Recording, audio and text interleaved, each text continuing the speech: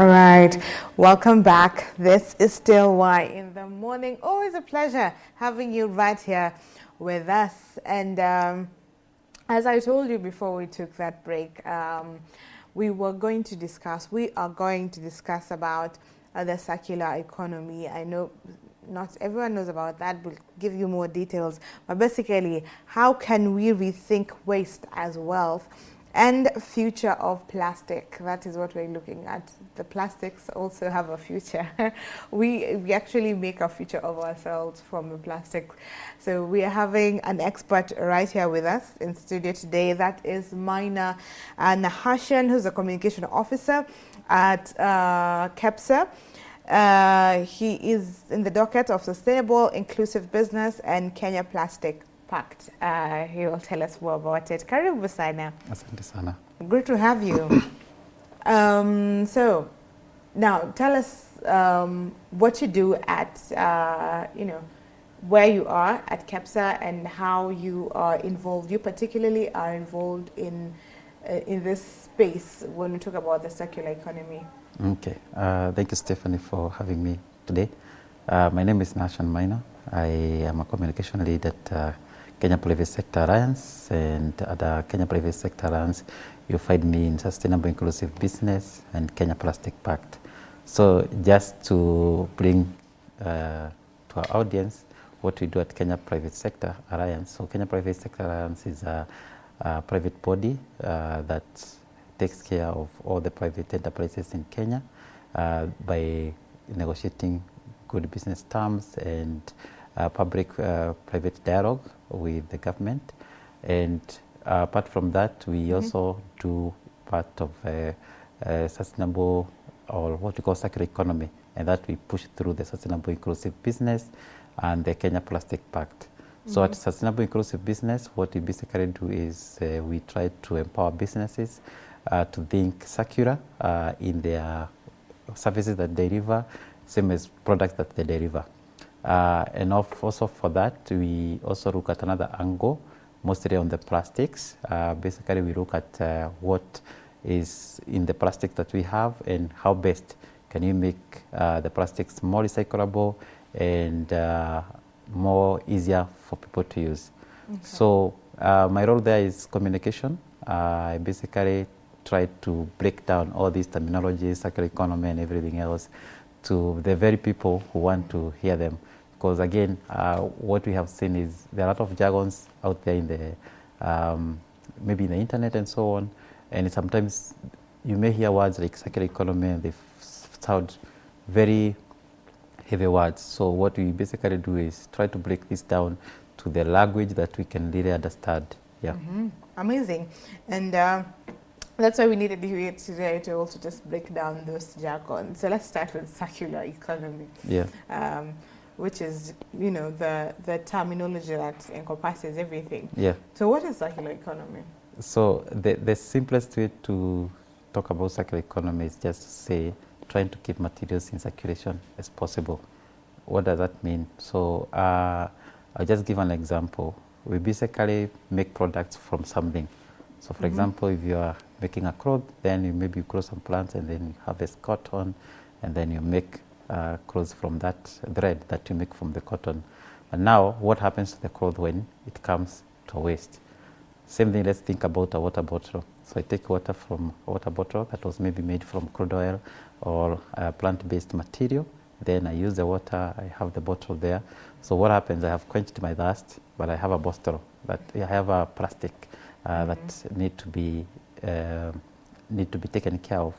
So remember, every time when we are making a product, there is a material that we are using. So what if we continue making more materials from the very virgin materials we are using? For example, we continue making more plastics from the crude oil or the plant-based.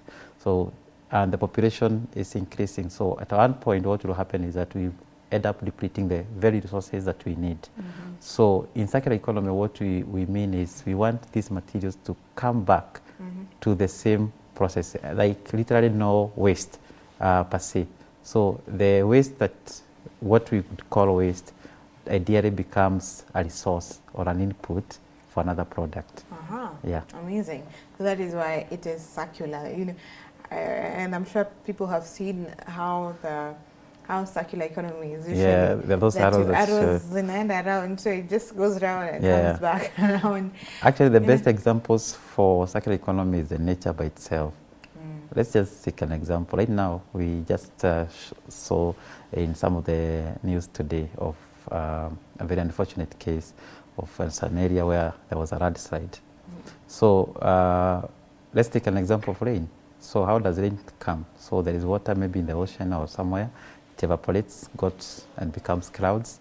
Then the clouds rain, and then again the water that we don't use here again goes back, becomes cloud, and like that. What happens to the plants that when they die, or even the living organisms when they die? So at one part they become humans that grow another plant, and the cycle goes on like that, like that. Look at the even the like the way we breathe oxygen and carbon dioxide. Again, the same cycle. Trade-off. Yeah. So if, for example, you take in everything, oxygen, and you don't give out something, then ideally that cycle is literally cut. Okay. Look at our bodies again. So we have the heart taking care of our circulatory system. If one point you just cut and let there be a flow, then what ideally means is that whole system will just die. Digestion system without a mouth taking in food, and the whole system is not complete. So the same case with the circular economy. If one part of it is cut, then definitely become what we call the linear economy. So before circular economy, we had the linear economy. We just take, use, and throw. And you repeat the process, and ideally what happens is that you just deplete the very resources that you need. Yeah. The resources. So circular economy is better and it's more sustainable even as we continue to grow. Exactly. So when we talk about the things that the materials basically that are in the circular economy or that need to be reused again and again, are we talking about everything? Ideally, almost everything, yeah.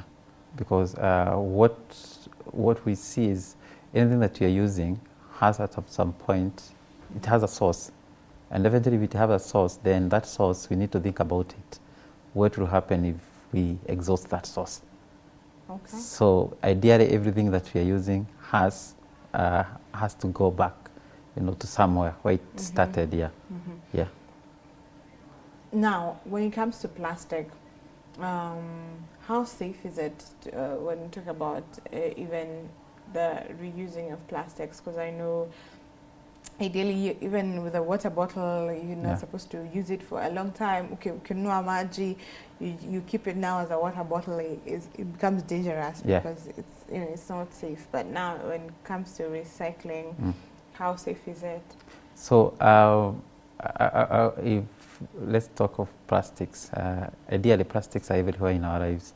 And if you look ideally at the very critical points, even right here in our studio, our whole support is basically plastics. The seat I'm sitting on is plastic, If you just look at what happened in your house before you maybe left, again, you will see you use a lot of products in the plastics. So ideally, plastic by itself is not a bad thing. So what changes is the form and the place where you place your plastics. So the example you have just given about a water bottle maybe become hazardous with time is because maybe it is exposed to certain levels of heat or other elements like air and so on. So recycling by itself, what happens is that there are different levels and uses of plastics when it comes to recycling. So when you look at much of the recycling that we do, it's mostly on packaging of materials. So most of the plastics will go to the area of recycling and mostly come with packaging. So essentially, where we see recycling happening depends with the different percentages. So at Kenya Plastic Pact, what we have done is we have developed a roadmap and we call it the Roadmap 2030. So in this roadmap, we have set what we call the targets. So in these targets, we have, for example, what we have already seen mostly is most of the packaging. And if you look at the volume, the global volumes of the plastics, you'll notice that packaging takes the highest component, you know, because in most of the packaging, basically, if you think of packaging, think, for example, how do you receive a new electronic? It comes wrapped maybe with a paper, and then there is another cushion, which is also plastic. Think of a car. Think of anything that you buy, you know, most of these things. The food that we take, again, come in these wrappings. So at the end of the day, what will happen is that we need to think, where are the plastics coming most? So one of the area we see is the packaging.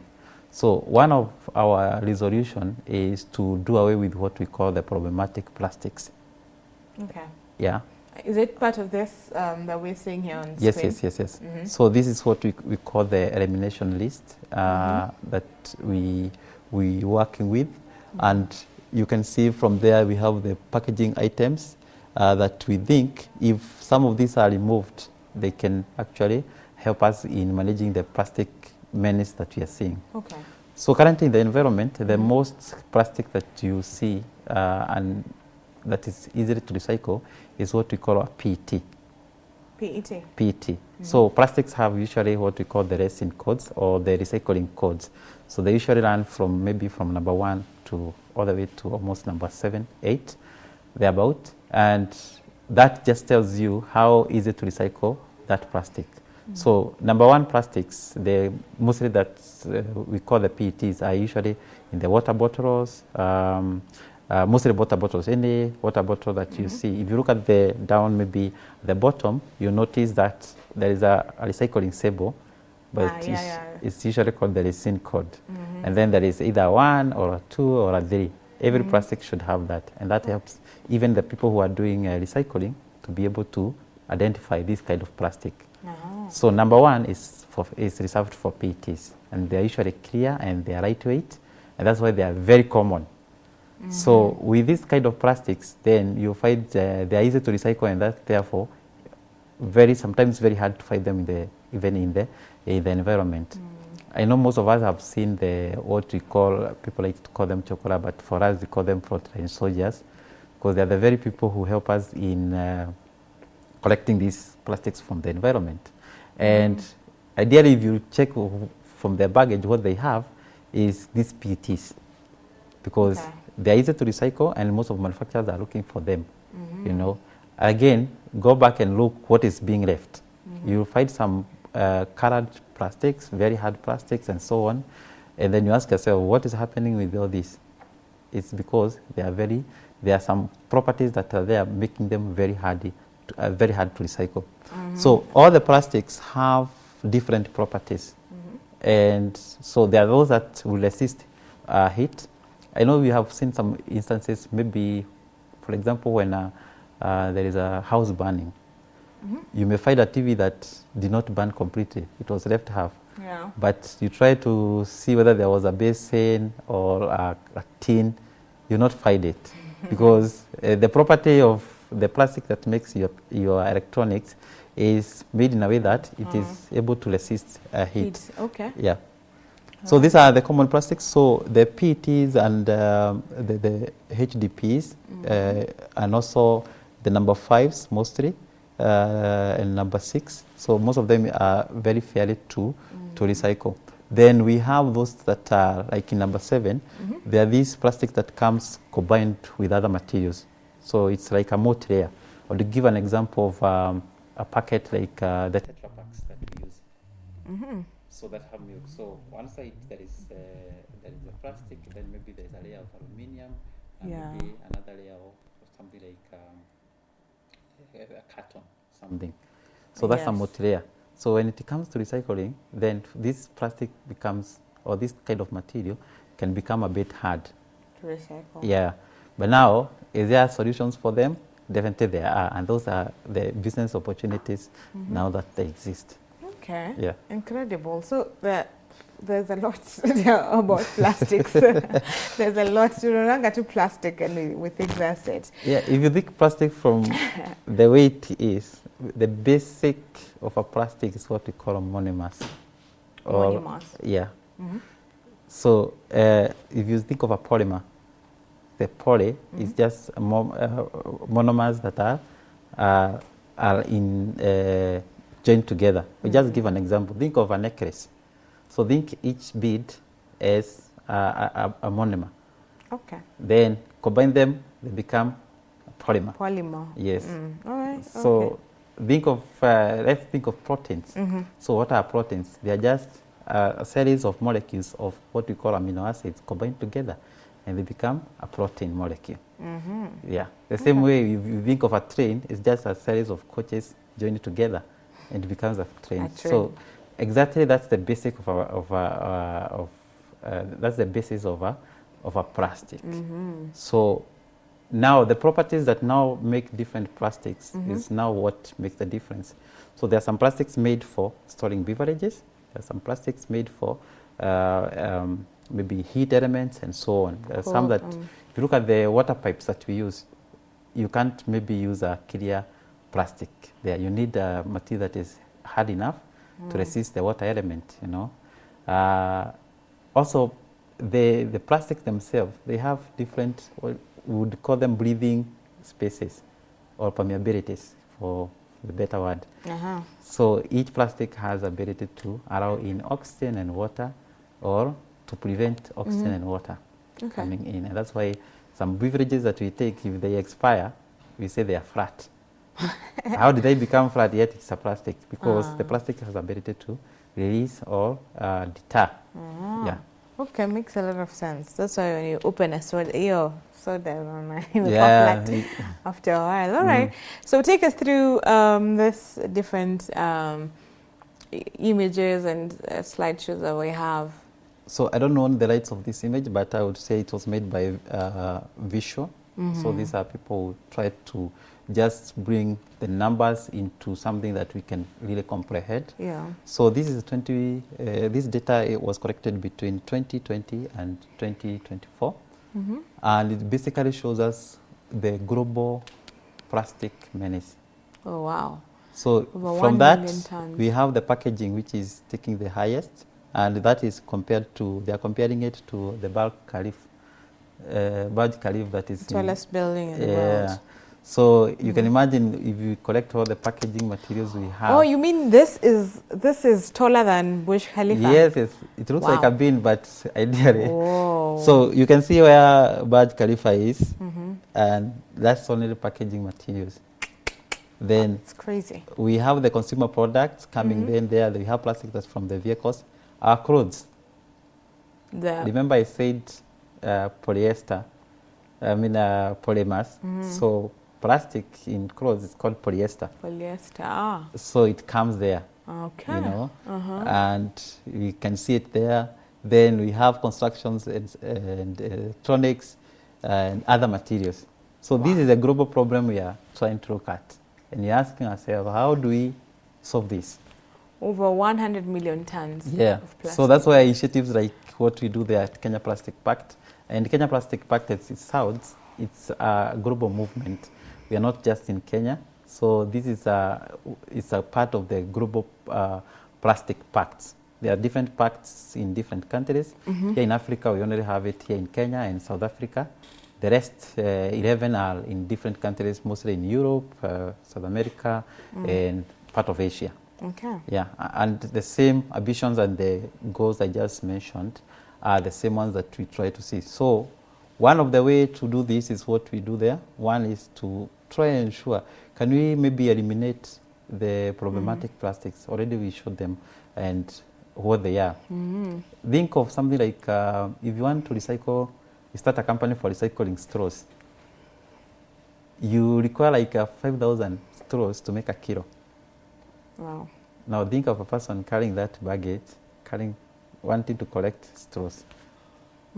And look at the exchange rates currently and what people are offering the market. So for them to become a profitable business, then there is another part that needs to come in, maybe an incentive and so on. Exactly. So most of this packaging, again, I'll go back to the water bottle because I like that. Think when you buy a water bottle, usually it has a seal on top.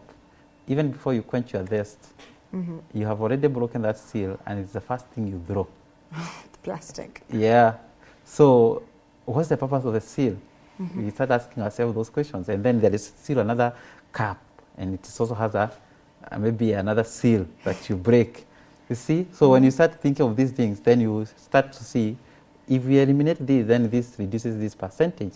If we eliminate this, then this reduces this percentage. Okay. Then the other thing is, another way of solving this problem is what we do in the target number 2, which is making all the the packaging materials to be recyclable or reusable. Okay. So we avoid what we call the single-use plastics. Okay. Again, solving that huge problem there. Yeah. But now, in a case like the water bottle, Yes. which is the simplest, now would it be easy for the people to buy the water bottles, like, you know, I think it's a different kind of plastic compared to the ones that we buy that are, you know, 30 shillings branded, you drink water, then you throw. But this ones you keep. So is that a better option? So we are seeing more of awareness, and I really like it here. Most of you have carried water bottles that you just, you know, have maybe a refilling point. So you have your own bottle, you just go there. Refill. Yeah, you refill, you have your own water and so on. So it's a growing thing that you're seeing, and I'm really happy to report that we also have started it with even the tourism sector. So this month we are launching a campaign. We call it No Single-Use Plastics in the tourism sector, and we are trying to just simply encourage the people already in the waste stream or in the tourism sector to encourage maybe the consumers to avoid single-use plastics. So just think of it, when you get to a hotel and you're booking, you're given a service. Maybe you're given a water bottle, and then you go to your room, there is a shampoo in a packaging container, and then there is soap, all these products. So by the time you are left, you have this huge consignment. If you're staying there for 5 days, think of a month, you can imagine. You have this every day, you get another supply, another supply, another supply, another supply. So the amount of the plastic that you're getting from that, go to any event. The moment, I always see this, you finish an event and you have this huge, so the people by the time they're living there, maybe you're discussing matters pollution, but since the water is served with a bottle and drinking grass, you don't see the problem, you know. But after the event, you go back and look and you're like, this is waste. Yes. So if we're able to eliminate, to reduce some of these things. So in that campaign, what we are doing is to encourage, we are trying to see how we can incentivize the tourism sector to encourage their guests and people coming in that sector to use less, you know, to use less of the packaging, I mean the single-use plastics. Absolutely. Yeah. Okay. So that's pretty much it on this statistic. Yeah. This is quite staggering. And this is 2024. Now we are 2025. You can imagine what the numbers will be looking, because this was not solved. Remember? So now we have a pile. Now it's accelerating, and unless now we do something about it. I don't know if we have another slide, because I'd want you to also just speak on all of them before we move on. Producer, do we have other? So I've already talked about the Kenya Plastics Pact roadmap. So this is a roadmap heading 2030. Yeah. So we are in 2025. So we have 5 years. We have tracked the progress. We launched it in 2021. So we have been tracking the progress and seeing what's happening. We already have some success stories. One of the success stories, again, I'll just explain the picture. From bottom here, this is the situation that we find ourselves in. Waste in in the dam site, our landfills, and so on. So Yeah. the idea is, how do we take away these landfills to a situation that we have on the first picture there? So one way of doing that is, you can see some arrows there. There is a recycling point and so on. So one of the initiatives I've seen, and it's really encouraging, is what we call recycling units, the material recovery units. And we have seen this coming in counties and so on. So what happens is that as the trucks come in, the materials don't go directly to a landfill. They're put in a place where they're sorted, plastics, what, all that materials, and they become a resource. So the other thing we have seen, and which is really encouraging also, is some of the policies and regulations that come in place. For example, we have the EPR, although right now it has been halted, but we are hoping that it will come to place. It's one thing that help us, and even the Sustainable Waste Management Act, it's trying to just explain to us how we can manage waste. One of the things that bring us to the first photo you see here is what we call not segregating at the source. So by the time you have your waste in your house, all is mixed up. There's food waste, there's clothes, there's plastics, there is cartons, all these materials all together. And now we have diapers. I'll talk about them. So all that, when a person comes to retrieve it from your house, the people who come to retrieve it, they basically can't do much to it because it's already mixed up. The energy of maybe trying to clean those sorting plastics, it out, and cleaning them becomes very hard. So all these end up in the dump sites and so on. So what can we do? So we have the second, the middle photo there. So you can see on this side there is a recycling point where a person can just go and drop their maybe bottles and so on. This is the ideal situation that we are looking to have maybe in 2030. And all these other things there, they are more of take-back schemes. So you take your bottle and somebody comes and takes it back, you know, and maybe you get something, an extra thing. There are refilling points and so on. And ideally, the waste that you have generated here and all that become an input to the industries and everything that you see on top. So in this roadmap, again, I said it has 4 targets. I've already mentioned target 1, which is elimination of the problematic plastics. Target 2 is to ensure that we have at least 100% recyclable or reusable plastics. Then 15% of that, which we recycle, should come back to our products. If you look at most of the products nowadays, they write in the bottle, it has 15% or 20% recycled material. That's the thing you want. So that means when you are getting the virgin materials, you only add maybe another percentage kidogo and you make a new product. Then 40% of what we currently have as problem should be recycled. So that's our target number 4. All right, that's quite a good one, a good roadmap we see there. We hope that we can all cooperate so that we contribute to it. Now, what are some of the initiatives that help, especially the young people, to actively participate in this, to make money from this when it comes to circular economy? Tell us about it. So there are different initiatives, and the first thing, it comes from awareness or just general knowledge. And that's what Sustainable Inclusive is here for. So our Sustainable Inclusive business, what we see is we try to empower people with knowledge and also skills.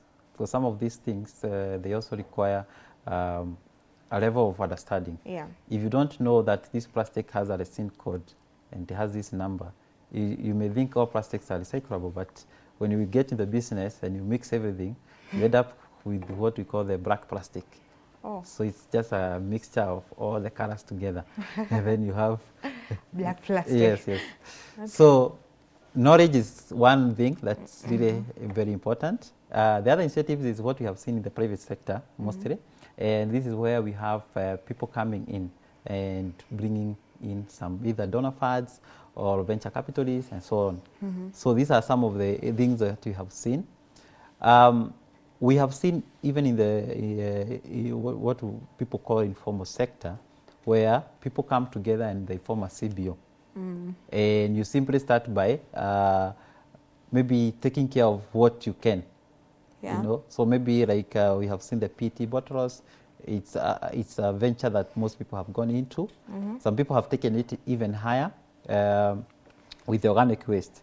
So they take the organic waste and they do composting, either with BSF fries or BSF fry farming, which again is a multiplier, because the BSF fries, they have the larvae and they have the eggs, which again fetch more. So those are other things that we also see. There are different organizations and companies that really help young people when it comes to this. We have seen initiatives, especially from even the manufacturers themselves. They have their own waste. So think of, for example, the tourism sector, the hotels. Where do they take maybe the overcooked oil? That becomes a waste for them. Okay. So they may find a young person who want to take that oil and turn it to fuel for vehicles. You know, it becomes part of the thing. Some go even to the extent of maybe making some products from that. You know, think of again of companies that are generating, for example, we can talk about the bottles and all that. The organic waste part of it, you know. To them, I'll give an example of what is happening with one of the companies that who is working with, and that's in the pineapple industry. So when you do the harvesting of the pineapple and the pineapples themselves, there is that fiber that remains in the field, you know. Higher. When you peel the pineapple itself and extract the juice, there is you have the pulp and everything, then there is a fiber that is remaining there. What do you do with that? To the manufacturer, that is waste. To another person, is a resource. So what have you seen? We have seen innovations that are coming along of making fiber from that. Okay. And this fiber is now coming to solve the problem of the fashion we have. So nowadays, fashion, you know, clothes are changing. This is the trend right now, and then suddenly it changes to this other trend. Completely different. Yeah. Okay. So those are trends that we are seeing. So the innovation part of it, some of them are, most of them start as or maybe just a pilot project. So you start something, and the way to accelerate this is maybe accessing donor funds or maybe having support. We have already seen support from even our local entrepreneurs, the banking sector and so on, helping, coming and trying to solve this. The Sustainable Waste Management Act and the EPR, we are coming a very long way to even cementing this, because it was required that the producer pays the cost. So in this producer, what it means is that the person who is introducing a product into the market has a fee that they pay. And also at the same time, they have to be in maybe a take-back scheme or a recycling scheme. So that means that there will be more businesses being created, because what it means is that any product they produce, there is a fee that they pay, and this fee goes into taking care of that product when it comes to the end of life. Okay. So those are some of the initiatives you have already seen. Most people are taking this. I don't know whether it would be good to mention some of the companies that are doing this. Small, young, red initiatives. Yes, absolutely. So we have an example of EcoBanner. So they have won a lot of awards from the innovation. So we have already seen what they are doing with the banana waste, to which most people, they will just maybe leave it, rot, and so on. We have MTACA. MTACA is a youth-led initiative that's already, we have seen it doing marvelous when it comes to waste management. So these initiatives, most of them start as a pilot project. Then once you do the trials and everything, you present it to these financial institutions, and it becomes a full-time project for you. Okay. Yeah. How do you go about it when you have such an innovation, such as those of Ekobana and Taka you've mentioned? I've seen many others. Yes, you yes. know. I know that there's one, I think, and it's also being used by one of the popular companies in Kenya, where you throw a bottle and then you get some money. But I believe, I hope that was by a Kenyan innovator. That was smart. But if not, but I've also seen similar to that by young Kenyan innovators. So if you have come up with something as good as that one, or you have an idea and maybe you've created a pilot, how do you go about it, marketing or pitching your idea so that you're supported in that area? So there are two ways or almost three ways to go around it. Okay. At first I said knowledge is power. So having or being in a community of people who are in the same space also helps you to accelerate, because already what you're doing, there's usually nothing new, so new. It's only that we just go around and innovate and get on.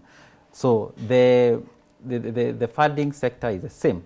If you're looking maybe at bank and so on, the funding sector is the same. So knowledge is one thing, and how you get knowledge is being part of, for example, innovation hubs or incubation hubs.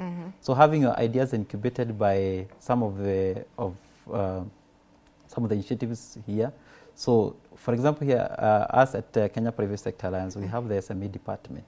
Yeah. And here we incubate some of these ideas, and we help them to connect them to the funding landscape, and help them in also doing like the pitches and getting noticed. The other thing, social media is coming here, and we have it. It's easy to go viral in a day. Yeah. Simply doing something. So rather than staying with the idea and burying it, being somebody who's still about it, speaking about it and getting noticed also helps in attracting. You listen to some of these stories of these innovators and how they got noticed. Simply is because they produced their product. They allowed the world to see what they are doing, and that way they were able to get noticed. But before you get noticed, there are the legal frameworks that need to be done. If you have an innovation, it's always good to have it patented, so that someone doesn't steal it from you. So that now you have the bragging rights, quote unquote, when you're out there, and it becomes easy for you to be identified and to identify with the solution. Even as you bring investors on board, then you have some level of security of your idea. Okay. Yeah, we have seen most of the innovations, people coming in, and then once you float it maybe to a certain firm, ideally you see your idea being executed without your permission. Exactly. I've had a case where, not in circular economy, but an innovator who pitched their idea and later saw the company implementing the same thing, and they just left them, did not support them at all. So that is why patenting is key before you start marketing yourself out there. Now, what I wanted to ask, Kenya was among the first countries that put a ban on the plastic bags, the nylon ones. Has this helped towards maintaining our vision in the roadmap? Even, how are we making steps as Kenya, even as we look to being, supporting the initiatives around climate change and all this, because again, we know that having plastic out there affects us in so many ways. Yeah. In the oceans, affects the fish, so it just goes round in the air, so it affects us one way or the other. So Kenya, how have we been progressing since the ban of plastic, the plastic bags, the nylon ones? So I would say from where I sit, one of the progressive ideas that came about is the ban of those bags. However, something else happened. We did not provide alternatives. Or rather, the alternatives that came are even worse. Oh, so the current bags that are there worse than the previous one? Yes, yes. If you go to material analysis of the products that we have in the market already, it becomes even a worse option, you know. So we were banning a single use and then developed another single use.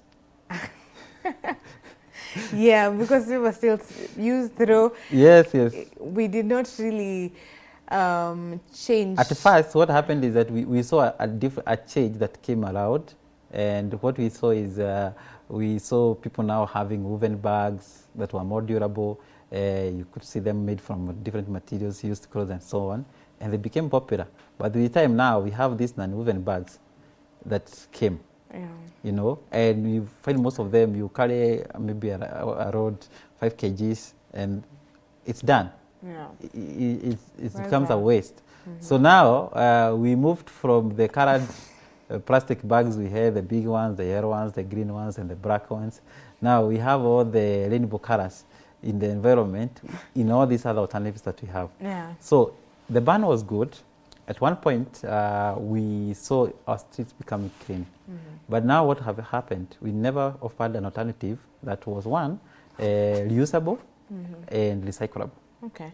So the alternative that came along now are making it the ban to be a bit hard even to implement. The other thing we have seen is the lack of an alternative has promoted what we call the black market. Black market? For the same product that was banned. So it's easy now to see those 1 kgs and all that. Very easy with all the small vendors, you know, in most of our local setups.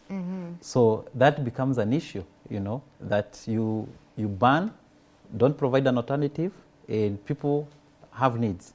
You need to carry your milk, you need to carry your water. You need to package your... So if there is no alternative, and at first people wondered, how do we carry with maybe khaki paper bags, milk? And they were told, now carry a container. It's easier. But how many people remember? So it's at the shop when you're there is when you remember, I forgot to carry a plastic bag. Then the design of even our products, the way they are, also, if there is an incentives for some of these things, as I said before, like what we are doing with the refill charge. So if you know you get maybe a shilling less when you go to shop, when you refill your oil, instead of taking maybe, if, for example, I've seen some shops that are actually implementing this. So if I give you a free bag every day, what will happen to you? Every time you come, you know, you expect a free bag. Yeah, you know. Yeah. I'm encouraging that. But when you know, if you come a day, I charge you for that. Most likely, you start seeing that costs. Maybe if you do your budgeting, spilling in your budget, and consciously start to click like, I can cut this cost by carrying a bag. Yeah. So the ban was awesome. The ban was awesome. We have seen a lot of progress, but again, we attained some level and then started to grow back. Yeah. Because if you look at the recyclability of the non-woven bags, it's really, really wanting. Ooh. We really need to think about the material, again, a material analysis for the bags, not to create another problem when we are solving one. Okay. Yeah. So that is something that we need to definitely look into. Yes, yes, yes. And as we come to a close on this conversation, the topic that we have today from, rethinking waste as wealth and future of plastic. Yeah. Tell us how, to just summarize everything that you've said, how can we rethink waste as wealth, and what is the future of plastics? So rethinking waste as wealth has like two perspectives. And one of them is to think everything that we are using, how can we turn it? Unfortunately, as I said in the beginning, when I go to my village, it's easy to do more of recycling. This happens naturally. The peelings of the potatoes you had at last night becomes a feed for the animal you have at your house. You know,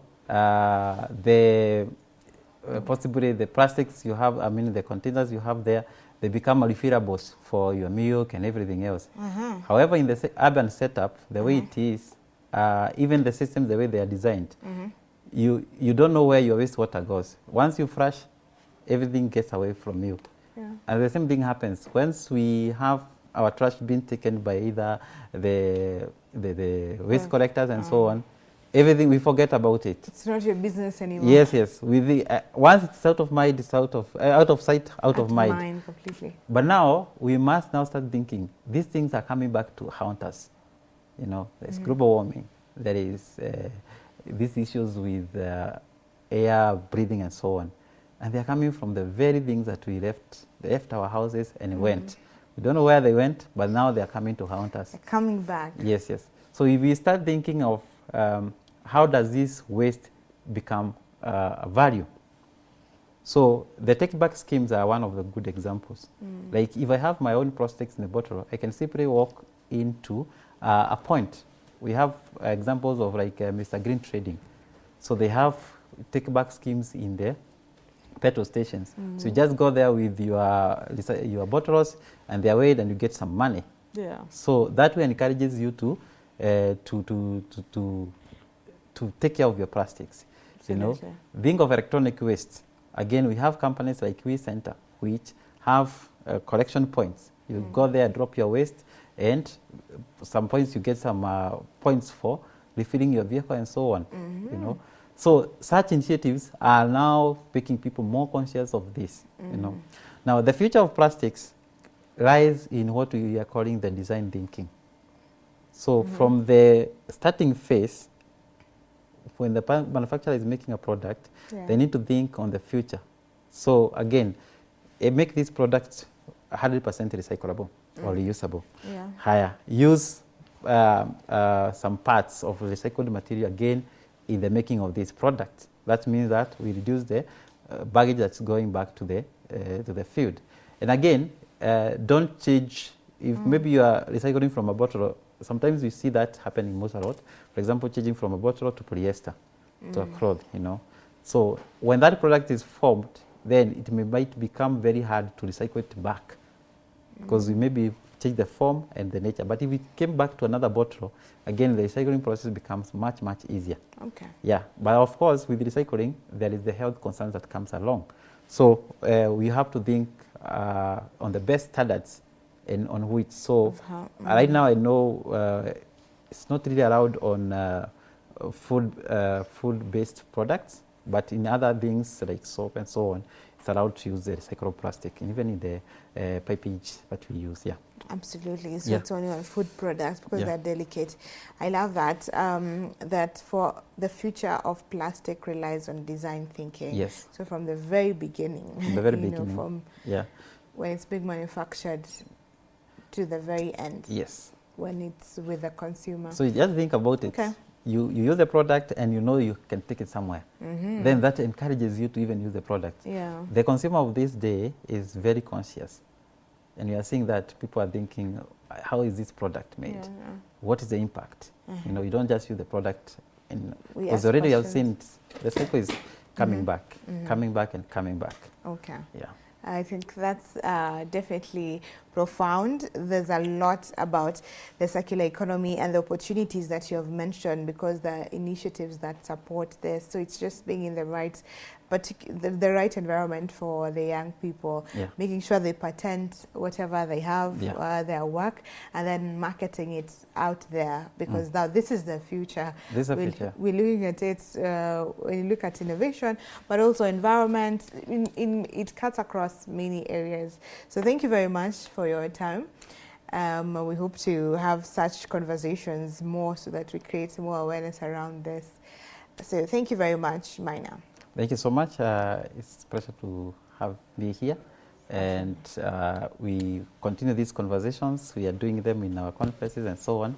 So I also want to take this other opportunity to invite you and your audience to our upcoming conference, which will be on 19th and 20th November at Nairobi Street Kitchen, Westlands. Okay. So this will be talking matters, circular economy, and the plastic summit. Okay. Yes. Great. So invitation, there's the invitation. Thank you for that. Where can people find you on social media handles? So social media handles, you can look for everywhere, Sustainable Inclusive Business, Kenya. You can also look for Kenya Plastic Pact. I'm on LinkedIn as Nahashon M. Nahashon M. Yes. Thank you. Thank you very much. So we have been talking around a circular economy, particularly how you can make money from this and why it is actually important for you to be mindful of what you use, how you use it, design thinking. So that's where we put a close on it, but there's more to come your way. Stick with us right here.